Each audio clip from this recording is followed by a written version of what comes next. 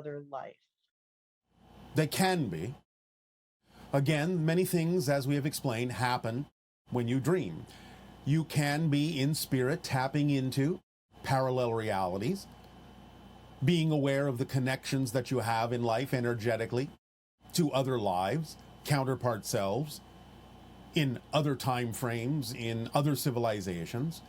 And when you wake up, again, your physical mind will do the best it can to represent the experience in the symbols that it has at its disposal, to reconstruct a dream in a way that is at least partially representative of what you were doing.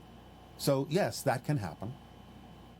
Okay, and so is the dream state an actual reality?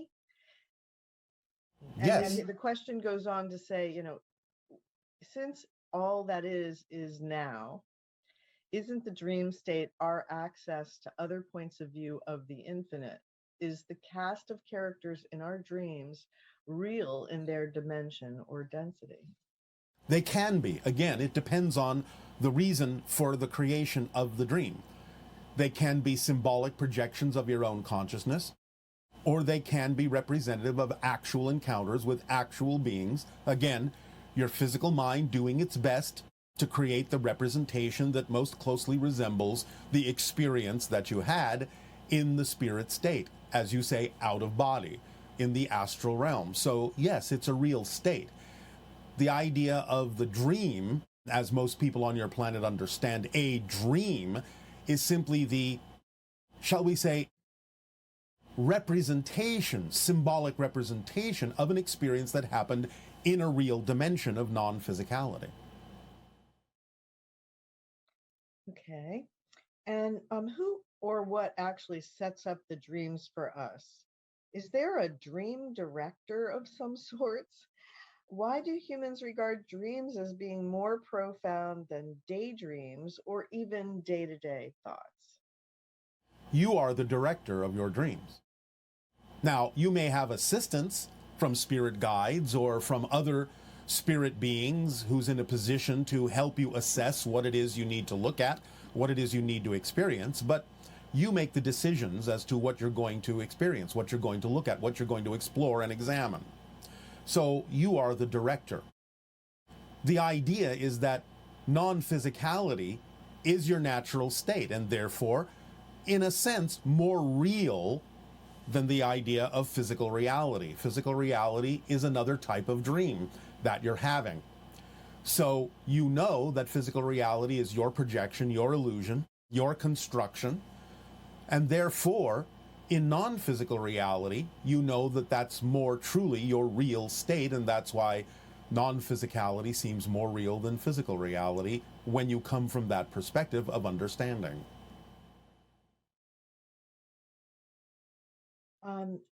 Here's another question. I don't seem to dream in color like others. For example, when I dream and I see a tree, I know it's green, but I don't see it in the traditional sense. I just know the trees are green. What is the meaning of this? Is this because I'm aware of it being a different frequency, or do others seem to say they see colors in their dreams just like they do with their physical eyes, but I just don't seem to see that? Well, again, this can be for a variety of reasons depending upon why it's being created that way. Again, we have to take this on a case-by-case basis. But sometimes when you're exploring the idea of the expansion of consciousness and you start to realize that physical reality isn't real, you may not need to see the colors because you're simply attempting to see the projection itself, the electromagnetic energy itself that you are using to create the reflective objects that you call physical reality. So you may not at this point need to see the colors. They may, in a sense, be a distraction for you in terms of what it is you feel you need to see about physical reality. It can simply give you the props, the neutral props, without infusing them with any kind of solidity which color would represent. So you may simply be examining the neutrality of physical reality as a projection of your consciousness created out of the electromagnetic energy, the electromagnetheric energy, and therefore not necessarily need to see the colors at this moment, so you can focus, in a sense, on the objects themselves. People in your physical reality who are colorblind have advantages in certain ways by being able to see things in your reality that might confuse a person who can see color, because the color would be a distraction. Whereas colorblind people can see the objects that might be otherwise hidden from people who can see color. So you might be using the same technique to make sure you see what you need to see without being distracted by the introduction of color. What about the opposite, where there are some people who see colors enhanced in dreams, where the concentration of color is very intense, particularly in a lucid dream situation? That's usually the result of actually seeing the spirit reality, in which many things that you take for granted in physical reality are actually much stronger.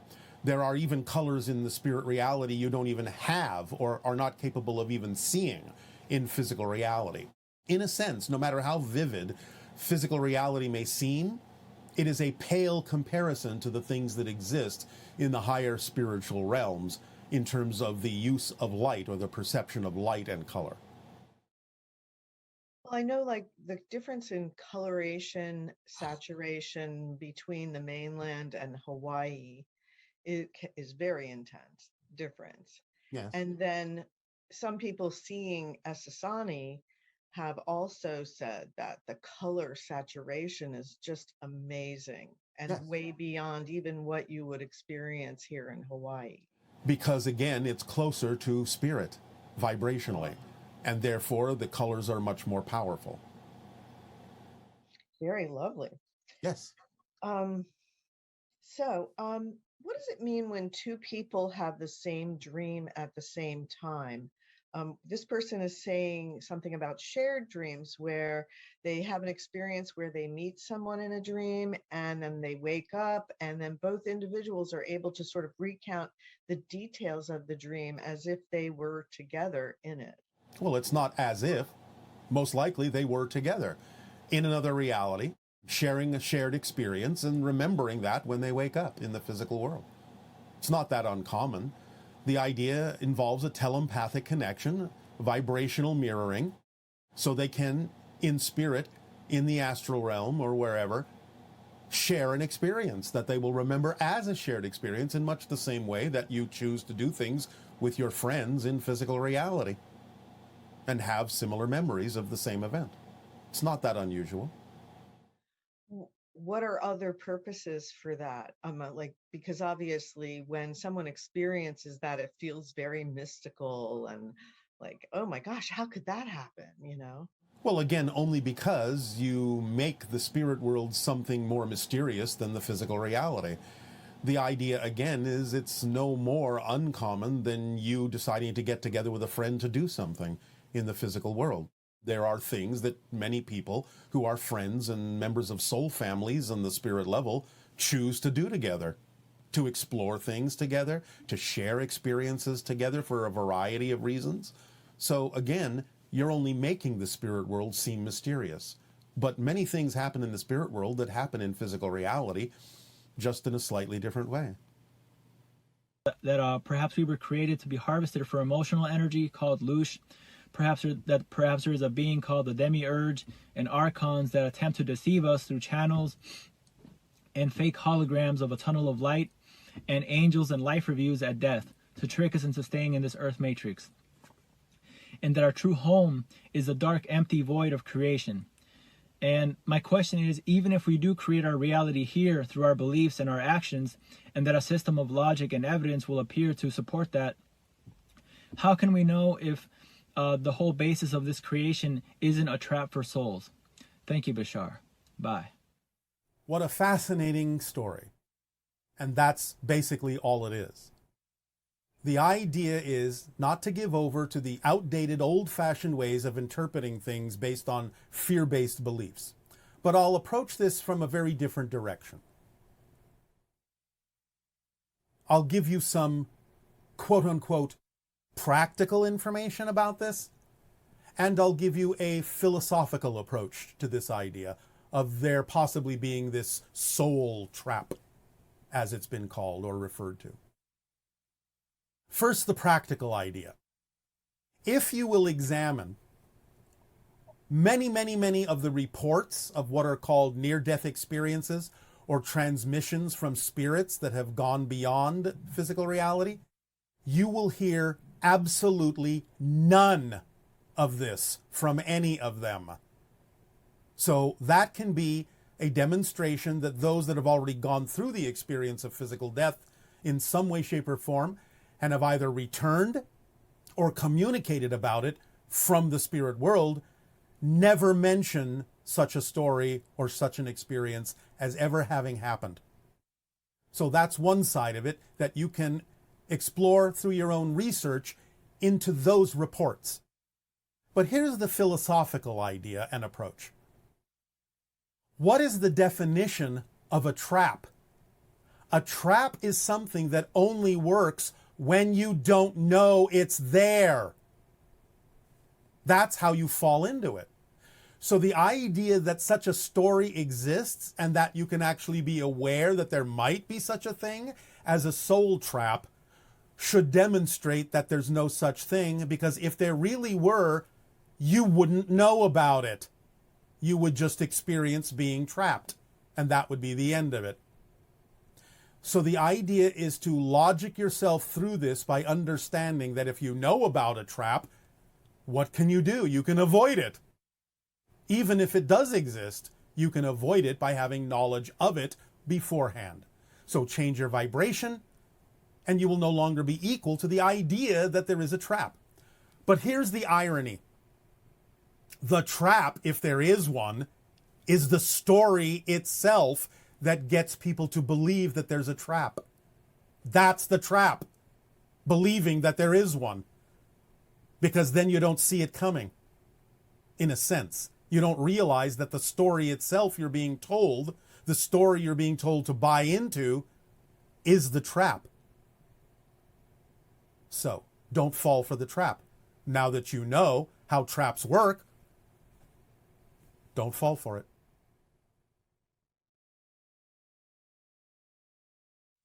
Hello, Bashar. And to you, good day.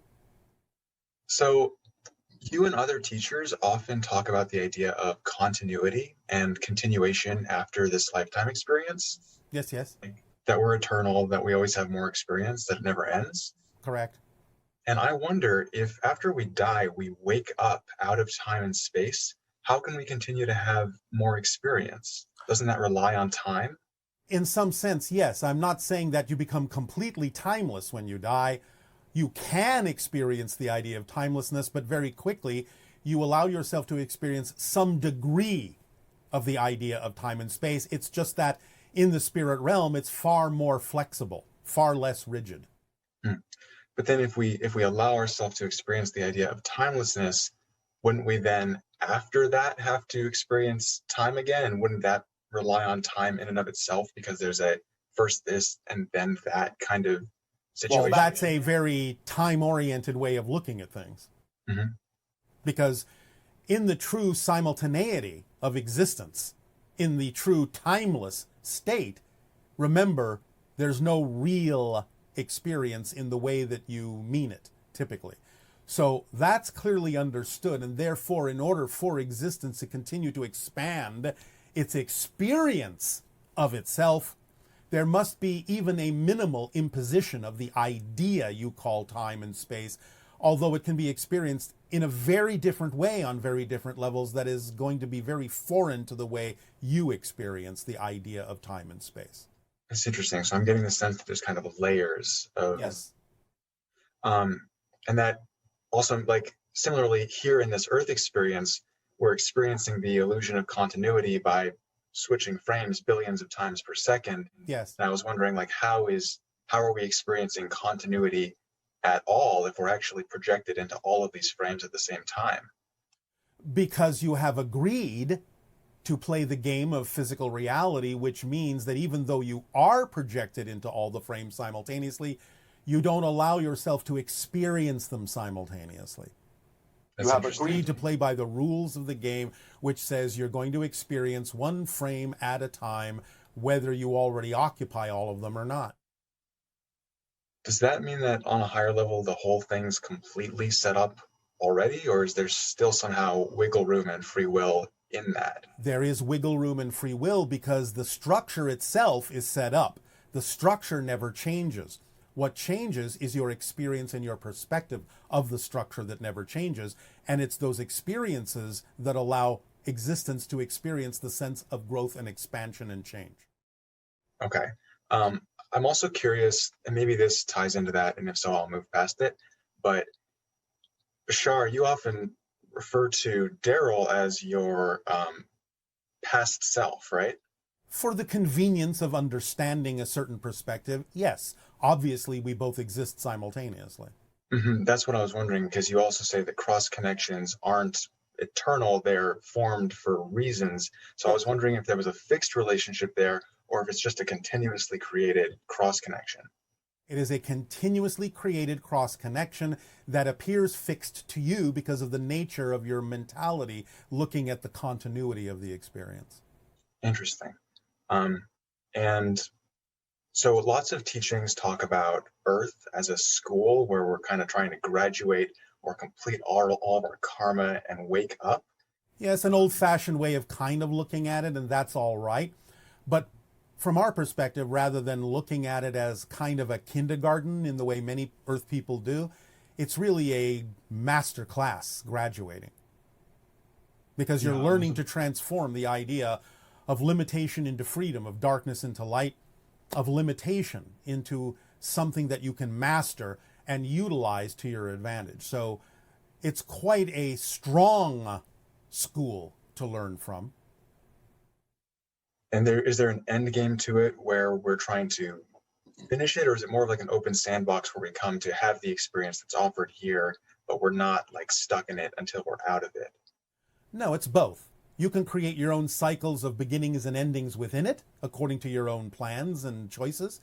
And it is also something that is open-ended, because eventually, when you have decided that you've learned everything you need to learn from this particular game, you'll move on, but someone else will decide that maybe they need to play this game for a while, and so they'll then enter the sandbox, even though you have determined that there's a beginning and an ending to the cycles of your experience of the sandbox. So these cross connections that we form with other lifetimes that aren't ours, but we form connections with them for various reasons, is there an energetic bleed over, or do they affect each other back and forth in some way where like the energy from one comes into mine and I process it while they're processing some energy from my lifetime over there? Yes, absolutely. It's an absolute multi-directional interconnected web. Oh, cool. You run through my questions so fast. It's great. Oh, I apologize. It's okay. Oh, all right. One more. Do you know what we're going to ask before we ask it? No. Sometimes. If it's relevant for me to do so, yes. If it's not, then no. Sometimes it is important for you to open the door so that we understand what it is that's important for you for us to focus on. Okay, well, I guess I'll let go for now. Thank you so much for your interaction. Again, it is our passion and our pleasure. Thank you.